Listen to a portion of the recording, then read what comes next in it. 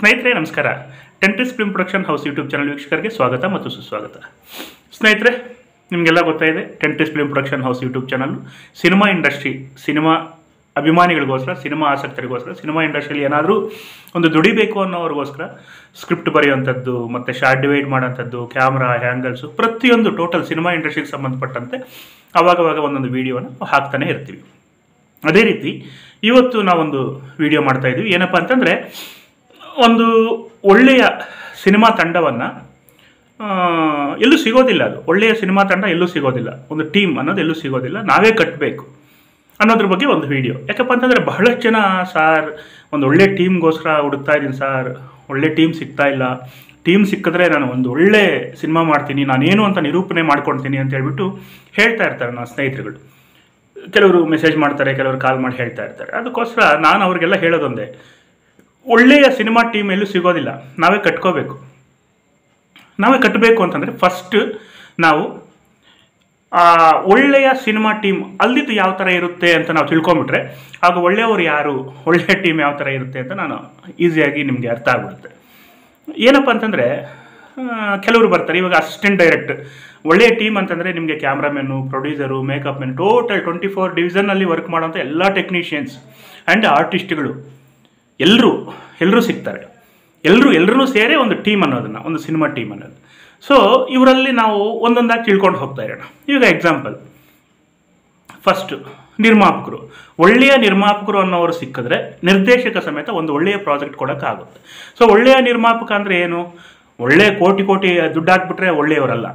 ಏನಪ್ಪ ಅಂದರೆ, ಸಿನಿಮಾ ಮೇಲೆ ಅವರಿಗೆ ಒಂದು ನಿಜವಾದ ಒಂದು ಪ್ರೀತಿ ಇರಬೇಕು.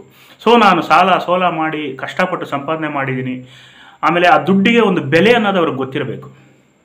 ಸೊ ಸಿನಿಮಾ ಮಾಡ್ತೀನಿ, ಸಿನಿಮಾದಿಂದ ನಾನು ಖಂಡಿತವಾಗ್ಲೂ ಲಾಭ ಬರಲೇಬೇಕು ಅಂತ ನಿರ್ದೇಶಕನಿಗೆ ಒಂದು ಕಂಡೀಷನ್ ಇಟ್ಟು ಸಿನಿಮಾ ಮಾಡಬೇಕು. ಆದರೆ ಕೆಲವು ನಿರ್ಮಾಪಕರು ಏನು ಮಾಡ್ತಾರೆ ಅಂತಂದರೆ, ಶೋಕಿಗೋಸ್ಕರ ಸಿನಿಮಾ ಮಾಡೋಕ್ಕೆ ಬರ್ತಾರೆ. ಏನಪ್ಪ ಅಂತಂದರೆ, ಸೊ ನನ್ನನ್ನು ಎಷ್ಟೋ ಜನ ಕೇಳಿದ್ದಾರೆ, ಕಮಿಟ್ಮೆಂಟ್ಗೆ ಒಪ್ಕೊಳ್ತಾರೆ ಹೀರೋಯಿನ್ನು, ಹಂಗಾದ್ರೆ ನಾನು 50 ಲಕ್ಷ ಬೇಕಾದರೂ ಸಿನಿಮಾಗೆ ಇನ್ವೆಸ್ಟ್ಮೆಂಟ್ ಮಾಡ್ತೀನಿ, ಆ ಹೀರೋಯಿನ್ಗೆ ಬೇಕಾದರೆ 20 ಲಕ್ಷ ಪೇಮೆಂಟ್ ಕೊಡೋಣ, ಆಮೇಲೆ ಬೇರೆ ಸಮಥಿಂಗ್ ಈ ಥರ. ನಾನು ಹೇಳಿದೆ, ಸರ್ ನಾವು ಸಿನಿಮಾ ಮಾಡೋಕ್ಕೆ ಬಂದಿದ್ದೀವಿ ಸರ್, ತಲೆ ಹಿಡ್ಕ ಕೆಲಸ ಮಾಡೋಕ್ಕೆ ಬಂದಿಲ್ಲ ಅಂತ ಹೇಳ್ಬಿಟ್ಟು.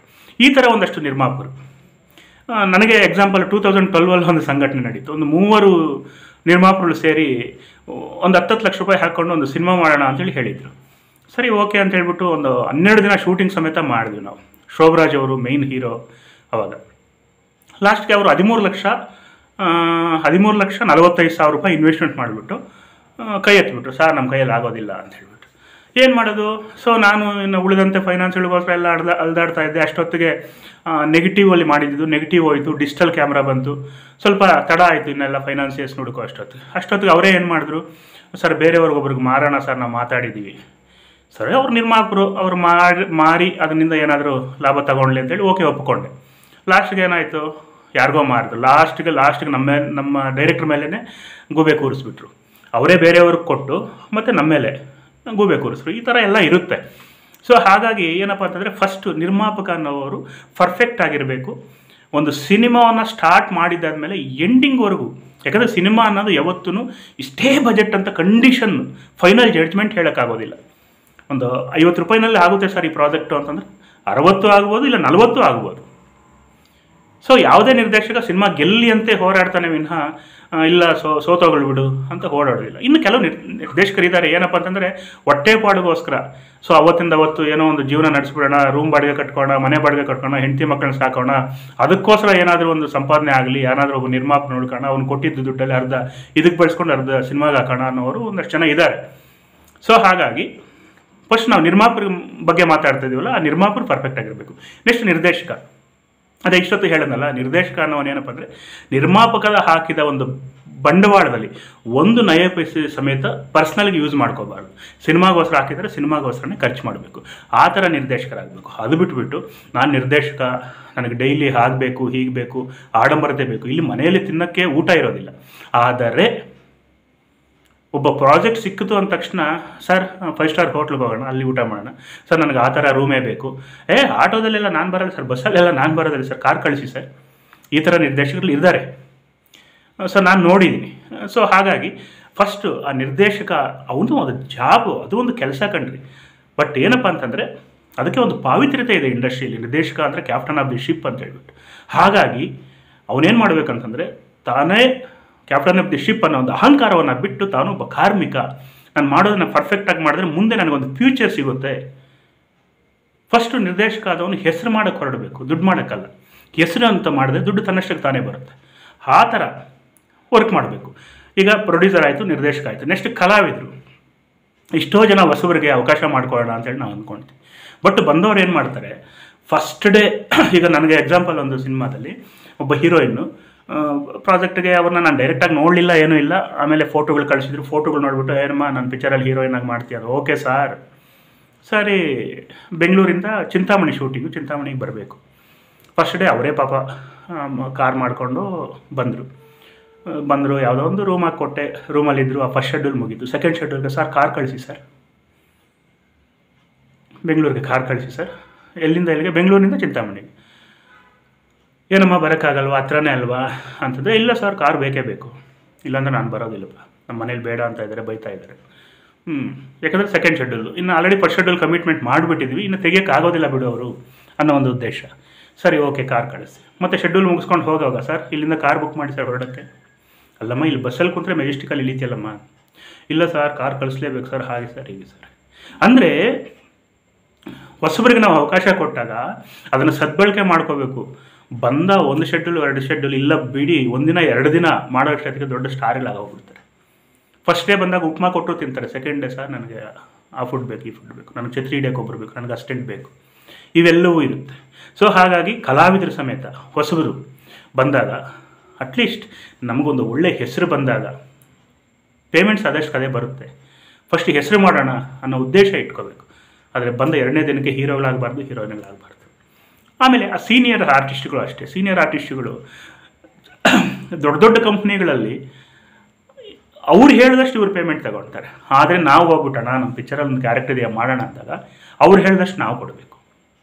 ದೊಡ್ಡ ಕಂಪ್ನಿಗಳು ಹೇಳಿದಷ್ಟೇ ಇವ್ರು ತಗೊಳ್ತಾರೆ. ಇಷ್ಟನೇ ತಗೊಂಡಾಗ ಮಾಡ ಅಂತಂದರೆ ಮಾಡ್ತಾರೆ. ಆದರೆ ನಾವು ಹೊಸಬ್ರು ಹೋಗಿ ಕೇಳಿದಾಗ ಅವ್ರು ಹೇಳಿದಷ್ಟು ನಾವು ಕೇಳಬೇಕು. ಅವ್ರು ಹೇಳ್ತಾರೆ, ಒಬ್ಬ ಕಲಾವಿದ ಹೇಳ್ತಾನೆ, ನಾವು ಬದುಕ್ತಾ ಇರೋದು ಚಿಕ್ಕವರು ಹೊಸಬರು ಇಂಡಸ್ಟ್ರಿಗೆ ಬಂದಾಗಲೇ ನಾವು ಬದುಕುವಂಥದ್ದು. ದೊಡ್ಡ ದೊಡ್ಡ ಕಂಪ್ನಿಗಳು ನಂಬ್ಕೊಂಡು ನಾವು ಬದುಕೋಕ್ಕಾಗೋದಿಲ್ಲ. ಯಾಕಂದರೆ ಅವ್ರು ಏನು ಕೊಟ್ಟರೆ ಅದನ್ನು ತಗೋಬೇಕು. ಒಂದಿನ ಕೊಡ್ಬೋದು, ಕೊಡ್ದಿರ ಹೋಗಯ ಅನ್ಬೋದು ಅಂತ ಹೇಳ್ತಾರೆ. ಆದರೆ ಹೇಳ್ತಾರೆ ಏನಪ್ಪ ಅಂದರೆ, ನಾನು ಆ ಪಿಕ್ಚರ್ ಮಾಡಿದೆ, ಈ ಪಿಕ್ಚರ್ ಮಾಡಿದೆ, ಅದರಲ್ಲಿ 10 ಲಕ್ಷ ಕೊಟ್ಟರು, 20 ಲಕ್ಷ ಕೊಟ್ಟರು. ನೋ, ದೊಡ್ಡ ದೊಡ್ಡ ಕಂಪ್ನಿಗಳವರು ಅವರೇ ಫಿಕ್ಸ್ ಮಾಡಿಬಿಡ್ತಾರೆ, ಇಷ್ಟು ತಗೊಳ್ಳೆ. ಅವ್ರ ಚೆಕ್ಗೋಸ್ಕರ 1 ತಿಂಗಳು 2 ತಿಂಗಳು ಅಲ್ದಾಡ್ಬೇಕು ಇವರು, ಆ ಕೊಟ್ಟಿರೋ ಚೆಕ್ಕನ್ನು ಡ್ರಾ ಮಾಡ್ಕೊಳ್ಳೋಕ್ಕೆ ಅಥವಾ ಚೆಕ್ಕನ್ನು ಕೊಡಿಸ್ಕೊಳ್ಳೋಕ್ಕೆ. ಈ ರೀತಿ ಇರುತ್ತೆ. ಆದರೆ ಹೊಸಬ್ರ ಹತ್ರ ಪೇಮೆಂಟ್ ಫಸ್ಟ್ ಎಲ್ಲ ಕ್ಲಿಯರ್ ಮಾಡಿಬಿಟ್ರೆ ಪೇಮೆಂಟು ಶೆಡ್ಯೂಲ್ ಲೊಕೇಶನ್ಗೆ ಬರ್ತೀನಿಲ್ಲ ಅಂದರೆ ಇಲ್ಲ ಅಂತಾರೆ. ಅಸಿಸ್ಟೆಂಟ್ಗಳು ಅವ್ರಿಗೆ ಅಯ್ಯೋ ದೊಡ್ಡ ಕಲಾವಿದರು ಅಂತ ನಾವು ಹೊಸಬ್ರು, ಅವ್ರಿಗೆ ಏನು ಟ್ರೀಟ್ಮೆಂಟು, ನಮ್ಗೆ ಊಟ ತಿಂಡಿ ಇಲ್ದಿದ್ರು ಅವ್ರಿಗೆ ವ್ಯವಸ್ಥೆ ಮಾಡಿ ಅವ್ರು ಕೇಳಿದ್ದನ್ನೆಲ್ಲ ಕೊಟ್ಟು ವ್ಯವಸ್ಥೆ ಮಾಡ್ತೀವಿ. ಆಮೇಲೆ ಆ ಶೂಟಿಂಗ್ ಸ್ಪಾಟಲ್ಲೂ ಸಮೇತ ನಾವೊಂದು ಹೇಳ್ಕೊಟ್ರೆ ಅವರು ನಮಗೆ ತಿರುಮಂತ್ರ ಹಾಕಿ ಇನ್ನೊಂದು ಡೈಲಾಗನ್ನು ಅವ್ರು ಹೇಳ್ತಾರೆ, ಈ ಥರ ಮಾಡಯ್ಯ ಕ್ಯಾಮ್ರಾ. ಅವರೇ ಕ್ಯಾಮ್ರಾಮೇನು, ಅವರೇ ಡೈರೆಕ್ಟ್ ಆಗೋಗಿರ್ತಾರೆ. ಅದಲ್ಲ, ಒಬ್ಬ ಡೈರೆಕ್ಟ್ರು ತನ್ನ ಮೈಂಡಲ್ಲಿ ಏನೋ ಒಂದು ಇಟ್ಕೊಂಡಿರ್ತಾನೆ. ನೀವೆಷ್ಟೇ ದೊಡ್ಡ ಕಲಾವಿದರಾಗಿರ್ಬೋದು, ಸಜೆಷನ್ ಹೇಳಿ ಪಕ್ಕ ಕರೆದು ಹಿಂಗೆ ಮಾಡಿದ್ರೆ ಚೆನ್ನಾಗಿರುತ್ತಲ್ವಾ ಅಂತ ಕೇಳಿ. ಅವಾಗ ಡೈರೆಕ್ಟ್ರ್ ಮನಸ್ಸಲ್ಲಿ ಏನು ಅಂದ್ಕೊಂಡಿರ್ತಾರೆ ನಿಮ್ಗೆ ಹೇಳ್ತಾರೆ. ಅದು ಕರೆಕ್ಟಾಗಿದ್ದರೆ ಮಾಡಿ, ಇಲ್ಲ ಅಂತಂದರೆ ನೀವೇ ಅಲ್ಲಿ ದೊಡ್ಡ ಡೈರೆಕ್ಟ್ರ್ ಥರ, ನೀವೇ ದೊಡ್ಡ ಕ್ಯಾಮ್ರಾಮನ್ ಥರ ಹಂಗಿಡ್ರೋ ಹೆಂಗಿಡೋ ಹಾಗೆ ಮಾಡು ಹೀಗೆ ಮಾಡು ಅಂತೇಳಿ ಯಾಕೆ ಮಾಡ್ತೀರ? ಹಂಗೆಲ್ಲ ಮಾಡಿದಾಗ ಒಂದು ಟೀಮ್ ಕಟ್ಟೋಕ್ಕೆಲ್ಲ ಆಗುತ್ತೆ.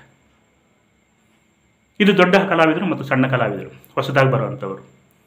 ಇನ್ನು next assistant director, associate director, co ಡೈರೆಕ್ಟರ್ಗಳು ಇವರು ಬರ್ತಾರೆ. ಅಸಿಸ್ಟೆಂಟ್ಗಳು ಫಸ್ಟ್ ಅಪ್ರೆಂಟಿಸ್ ಕಲಿಯೋಕ್ಕೆ ಬರ್ತಾರೆ. ನಾವು ಹೇಳ್ತೀವಿ ಕಲೀರೋ, ಕೆಲಸ ಕಲೀರಿ.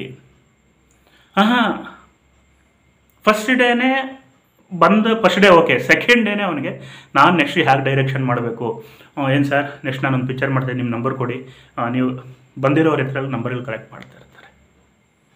ತಾನು ಲೀಡ್ರ್ ಅಂತ ಹಂಚ್ಕೊಳ್ಳೋಕ್ಕೆ ಟ್ರೈ ಮಾಡ್ತಾ ಇರ್ತಾನೆ. ಕೆಲಸ ಕಲಿಯೋದಿಲ್ಲ. ಅವನ ಆಲೋಚನೆ ಇಲ್ಲ, ನಾಳೆ ನಾನು ಏನು ಮಾಡಬೇಕು, ಡೈರೆಕ್ಷನ್ ಮಾಡಬೇಕಲ್ಲ, ಏನು ಮಾಡಬೇಕು, ಯಾರ್ಯಾರನ್ನ ಇಟ್ಕೋಣ. ನಡೀತಿದೆ ನಮ್ಮ ಶೂಟಿಂಗ್ಗಳಲ್ಲೇ ಇದೆ. ಬಂದ ಮಾರನೇ ದಿವಸನೇ ಅವ್ನು ಡೈರೆಕ್ಟರ್ ಆಗಿರ್ತಾನೆ. ಏನಯ್ಯ ಮಾಡ್ತೀನಿ ಸರ್. ಅಕಸ್ಮಾತ್ ನಾವು ನೋಡ್ತೀವಿ ಅಂದ್ಕೊಳ್ಳಿ, ಇದನ್ನ ಎತ್ತಿ ಅಲ್ಲಿಡೋದು, ಅದನ್ನ ಎತ್ತಿಲ್ಲ, ಅದು ಅವಶ್ಯಕತೆ ಇಲ್ಲ, ಆದರೂ ಎತ್ತಿಡ್ತಾ ಇರ್ತಾನೆ. ನಾವು ಅಂದ್ಕೋಬೇಕು, ಅಪ್ಪ ಏನಪ್ಪ ಇವನು ಇಷ್ಟೊಂದು ಕೆಲಸ ಮಾಡ್ತಾ ಇದ್ದಾನೆ, ಕಷ್ಟಪಡ್ತಾ ಇದ್ದಾನೆ. ಅದೆಲ್ಲ ಅವನು ಆ ಡೈರೆಕ್ಟ್ರಿಗೆ, ಪ್ರೊಡ್ಯೂಸರ್ಗೆ ಕಾಣಬೇಕು, ತಾನು ಕೆಲಸ ಮಾಡ್ತಾ ಇದ್ದೀನಿ ಅಂತ ಗೊತ್ತಾಗಬೇಕು, ಅದಕ್ಕೋಸ್ಕರ ಮಾಡ್ತಾ ಇರ್ತಾನೆ. ಅವ್ರು ನೋಡಲಿಲ್ಲ ಅಂದಾಗ ಏನೂ ಮಾಡಲ್ಲ, ಸುಮ್ಮನೆ ಆರಾಮಾಗಿ ಮೊಬೈಲ್ ಹೊತ್ಕೊಂಡು ಯಾರ್ದು ನಂಬರ್ ತಗೊಂಡು ಹರಟೆ ಹೊಡ್ಕೊಂಡು ಕುಂತಿರ್ತಾರೆ. ಫಸ್ಟ್ ಅದನ್ನು ಬಿಡಬೇಕು. ನೆಕ್ಸ್ಟ್ ಕ್ಯಾಮ್ರಾಮೆನ್ಗಳು ಅಷ್ಟೇ. ಏನಪ್ಪ ಅಂತಂದರೆ ಕ್ಯಾಮ್ರಾಮೆನ್ನು ಕೆಲವ್ರದೆಲ್ಲ ಯೂನಿಟ್ ಓನ್ ಇರುತ್ತೆ, ಇಲ್ಲ ಬಾಡಿಗೆಗೆ ತರಿಸಿರ್ತಾರೆ. ಆ ತರಿಸೋವಾಗ ಡೈರೆಕ್ಟ್ರಿಗೆ ಹೇಳ್ತಾರೆ ಸರ್ ಇಷ್ಟಾಗುತ್ತೆ ಅಂತ, ಅಲ್ಲಿ ಮಾತಾಡ್ಕೊಂಡಿರ್ತಾರೆ. ಅದಕ್ಕಿಂತ ಕಡಿಮೆ, ಇವಾಗ ಒಂದು 20 ರೂಪಾಯಿ ನಮ್ಮ ಡೈರೆಕ್ಟ್ರಿಗೆ ಹೇಳ್ತಾರೆ, ಅವ್ರು 15 ರೂಪಾಯಿಗೆ ಮಾತಾಡ್ಕೊಂಡಿರ್ತಾರೆ. ಹಂಗೆ ಮಾಡಿದಾಗ ಬಜೆಟ್ಟು ಜಾಸ್ತಿ ಆಗುತ್ತೆ. ಒಬ್ಬ ನಿರ್ದೇಶಕ ಎಷ್ಟೋ ಕಷ್ಟಪಟ್ಟು ಒಬ್ಬ ಪ್ರೊಡ್ಯೂಸರ್ನ ಒಪ್ಪಿಸಿ ಸಿನಿಮಾ ಮಾಡೋಕ್ಕೆ ಬಂದಿರ್ತಾರೆ, ಆದರೆ ಇವ್ರು ಈ ಥರ ಮಾಡಿರ್ತಾರೆ. ಆಮೇಲೆ ಹೆಚ್ಚಿನ ಡೇಸ್ ಆದಷ್ಟು ನಮಗೆ ವರ್ಕ್ ಜಾಸ್ತಿ ದಿನ ಸಿಗುತ್ತೆ, ಜಾಸ್ತಿ ಪೇಮೆಂಟ್ ಬರುತ್ತೆ ಅಂಥೇಳಿ ಆ ವರ್ಕನ್ನು ನಿಧಾನಗತಿಯಾಗಿ ಮಾಡೋಕ್ಕೆ ಸ್ಟಾರ್ಟ್ ಮಾಡಿಬಿಡ್ತಾರೆ. ಅದು ಫಸ್ಟ್ ಬಿಡಬೇಕು.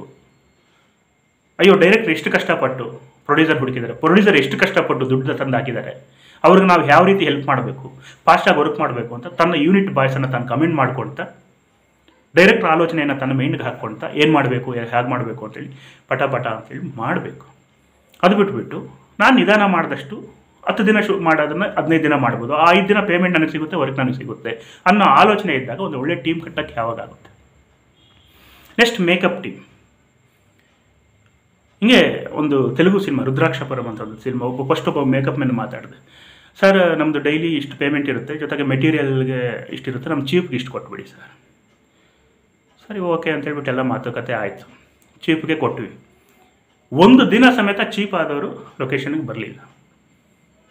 ಇಲ್ಲ ಹೊಸಬ್ರೆ ಬಿಡಿ ಸರ್, ಅವ್ರು ನಮ್ಮ ಹುಡುಗರು ಮಾಡ್ಕೊಳ್ತಾರೆ. ಹಾಗಾದರೆ ನಿಮಗೆ 40,000 ಕೊಟ್ಟಿದ್ದೇನಕ್ಕೆ ಚೀಪ್ಗೆ, ಜೊತೆಗೆ ಇವನಿಗೆ ಬಂದಿರೋರಿಗೆ ಅಮೌಂಟು, ಜೊತೆಗೆ ಮೆಟೀರಿಯಲ್ಸ್ಗೆ ಅಮೌಂಟು. ಇನ್ನು ನಮ್ಗೆ ಅಂಡರ್ಸ್ಟ್ಯಾಂಡಿಂಗ್ ಆಗುತ್ತೆ, ಅರೆ ವಿನಾಕಾರಣ ವೇಸ್ಟ್ ಆಯ್ತಲ್ಲ, ಇನ್ನೇನಕ್ಕೆ ನಾವು ಸಿನಿಮಾ ಅವ್ರನ್ನ ಹಾಕ್ಕೋಬೇಕು, ಒಂದು ಟೀಮಲ್ಲಿ ಸೇರಿಸ್ಕೋಬೇಕು, ಒಂದು ಟೀಮ್ ಅಂತ ಹೇಗೆ ಮಾಡ್ಕೋಬೇಕು. ನಿಮ್ಮ ರೂಲ್ಸ್ ಇಲ್ಲಿ ಇರ್ಬೋದಯ್ಯ, ಆದರೆ ಒಂದು ಚಿಕ್ಕ ಬಜೆಟು, ದೊಡ್ಡ ಕಂಪ್ನಿ ಇವೆಲ್ಲ ಇರುತ್ತಲ್ಲ. ದೊಡ್ಡ ಕಂಪ್ನಿ ಅಂದಾಗ ದೊಡ್ಡ ಕೋಟಿಗಟ್ಟಲೆ ಹ್ಯಾಕ್ ಮಾಡುವಾಗ ದೊಡ್ಡ ಆರ್ಟಿಸ್ಟ್ ಬರ್ತಾರೆ, ಅವರು ಎಲ್ಲ ಹೊಸ ಮೆಟೀರಿಯಲ್ ಕೇಳ್ತಾರೆ. ಅವ್ರು ಹೇಳಿದ ಕಂಪ್ನಿಯ ಮೇಕಪ್ ಐಟಮ್ಸ್ ತರಬೇಕಾಗುತ್ತೆ, ಮಾಡಬೇಕಾಗುತ್ತೆ. ಅವಾಗ ತಂದುಕೊಳ್ಳ್ರಿ. ನೀವು ಮಾಡೋದು 3 ವರ್ಷದ ಯಾವ ದೊಡ್ಡ ಆರ್ಟಿಸ್ಟ್ಗಳಿಗೆ ಹಾಕಿ ಬಿಟ್ಬಿಟ್ಟಿರೋ ಅರ್ಧಂಬರ್ಧ ಮೆಟೀರಿಯಲ್ಸ್ ತಗೊಂಡು ಬಂದು ಈ ಹೊಸಬ್ರಿಗೆ ಹಾಕ್ತೀರಾ ನೀವು, ಆದರೂ ಅವಳಿಗೆ ಚಾರ್ಜ್ ಮಾಡ್ತೀರಾ. ಅವಾಗ ಒಳ್ಳೆ ಟೀಮ್ ಕಟ್ಟಕ್ಕೆ ಅವಾಗ ಹೆಂಗಾಗುತ್ತೆ ಹೇಳಿ. ನೆಕ್ಸ್ಟ್ ಆರ್ಟ್ ಡೈರೆಕ್ಟರ್ಗಳು, ನೆಕ್ಸ್ಟ್ ಪ್ರೊಡಕ್ಷನ್ನವರು.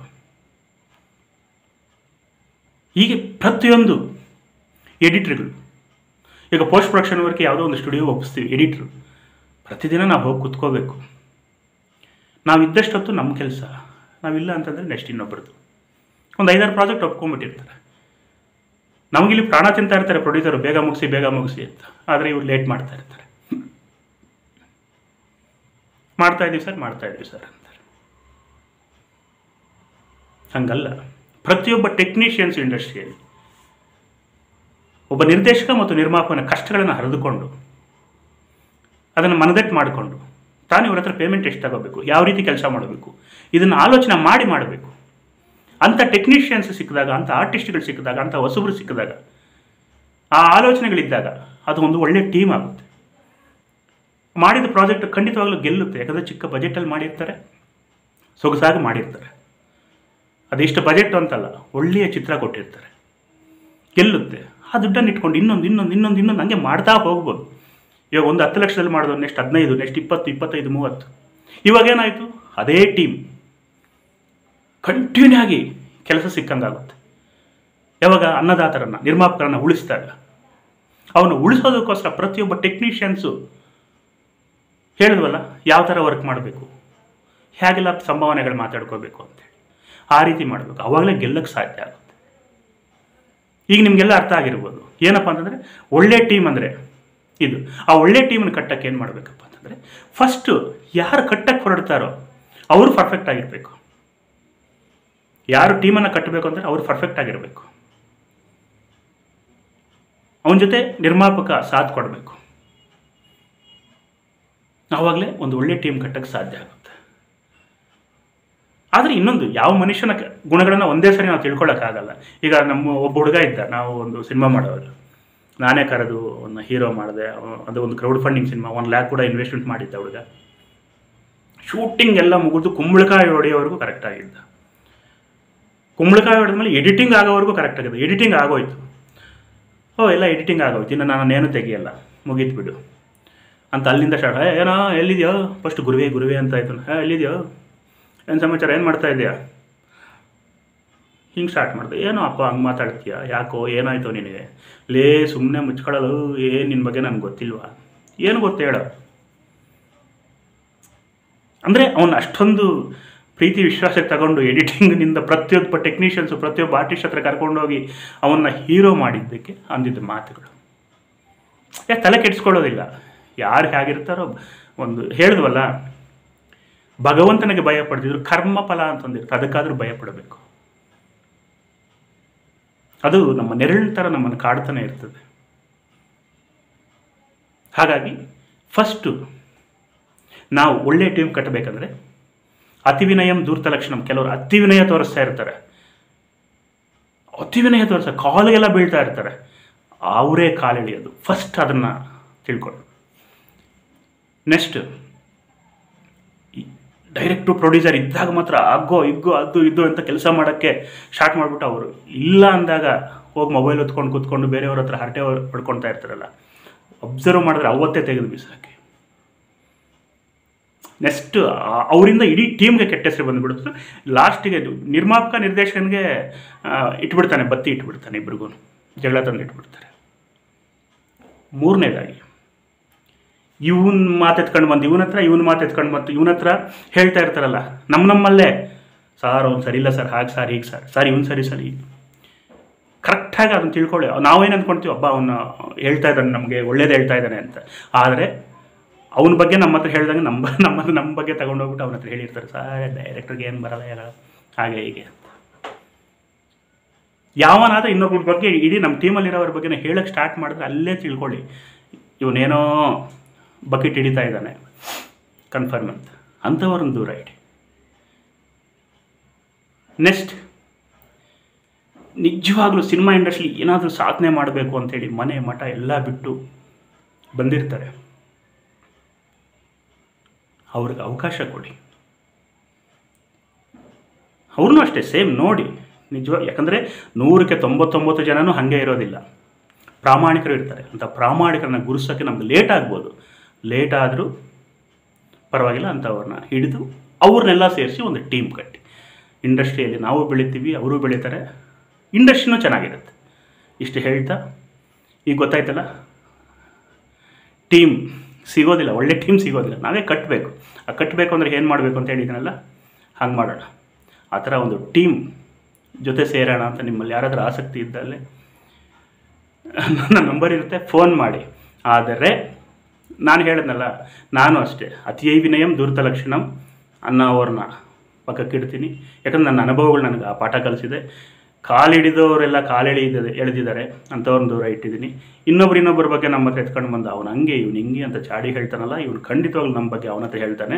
ಇಂಥವ್ರನ್ನ ದೂರ ಇಟ್ಟರೆ ಮತ್ತೆ ಕಷ್ಟಪಡುವ ಕಷ್ಟಜೀವಿಗಳನ್ನ ನಂಬಿ ನಾನು ಒಂದು ಟೀಮ್ ಕಟ್ಟೋಕ್ಕೆ ಇದು ಮಾಡ್ತಾಯಿದ್ದೀನಿ. ಅಂಥ ಟೀಮ್ ಸೇರ್ಕೋಬೇಕು ಅಂತಂದರೆ ಬನ್ನಿ, ಜೊತೆಯಾಗೋಣ, ಟೀಮ್ ಕಟ್ಟೋಣ. ನಾವೆಲ್ಲರೂ ಸೇರಿ ಒಂದು ಟೀಮ್ ವರ್ಕ್ ಮಾಡ್ಕೊಳ್ತಾ ಇಂಡಸ್ಟ್ರಿಯಲ್ಲಿ ಏನಾದರೂ ಒಂದು ಸಾಧನೆ ಮಾಡೋಣ. ಲಾಸ್ಟಲ್ಲಿ ನನ್ನ ನಂಬರ್ ಇರುತ್ತೆ. ಸೊ ಏನಾದರೂ ಡೌಟ್ಸ್ ಇದ್ದರೆ ನನಗೆ ಕಾಲ್ ಮಾಡಿ, ತೊಂದರೆ ಏನಿಲ್ಲ. ಯಾವಾಗಾದರೂ ಪರ್ಸ್ನಲ್ ಆಗಿ ಸಮೇತ ಗಾಂಧಿನಗರದಲ್ಲಿ ಭೇಟಿಯಾಗೋಣ. ವಂದನೆಗಳೊಂದಿಗೆ ನಿಮ್ಮ ಗಾಂಧಿ.